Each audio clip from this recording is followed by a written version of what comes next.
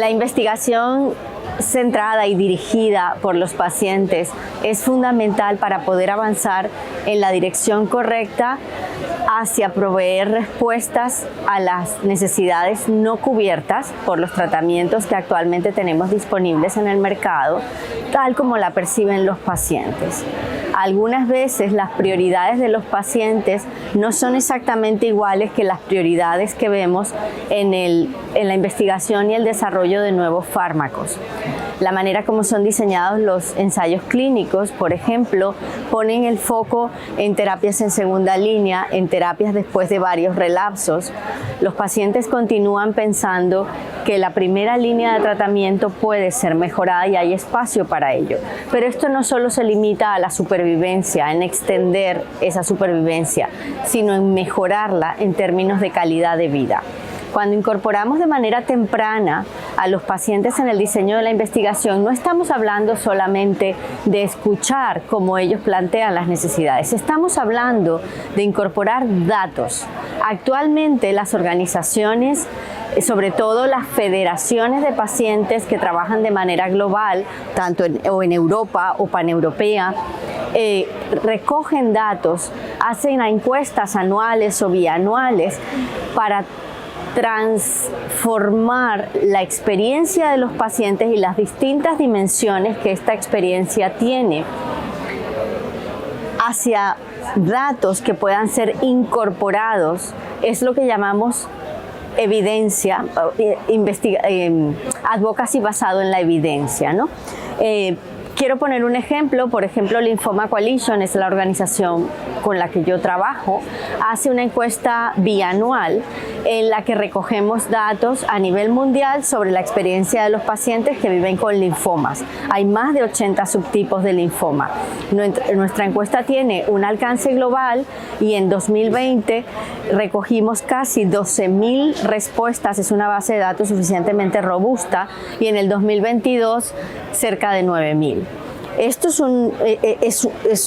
es muy rico en información y podemos filtrar por subtipo de linfoma, por grupos de edad, por línea de tratamiento, si el paciente ha tenido relapsos, no relapsos, si ha recibido un trasplante, si ha recibido una terapia celular, qué síntomas continúa experimentando, cuáles son los efectos adversos que continúan persistiendo 8 años después, por ejemplo, de haber interrumpido la terapia porque llegó a su fin.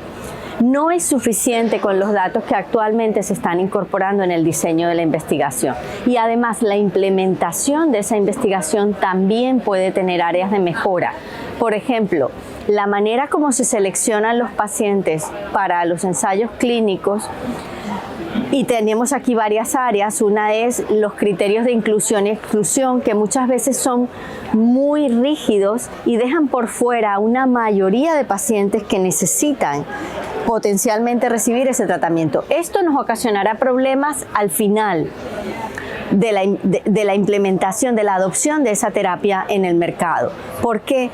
Porque los organismos de evaluación de tecnología sanitaria y los pagadores al final nos pueden decir: la terapia que estás trayendo es maravillosa, pero me temo que me estás dando evidencia solamente en unos pacientes con unas características muy singulares que no representan la mayoría de los pacientes que tenemos en vida real. Esto ocasiona barreras de acceso en la aprobación, en la evaluación de la tecnología sanitaria y, por último, en el reembolso, en la aprobación de ese reembolso. Hasta allí pueden llegar los problemas. No se limitan a ello, porque cuando hablamos, por ejemplo, del reclutamiento y la retención de pacientes, es importante el diseño del ensayo en su conjunto.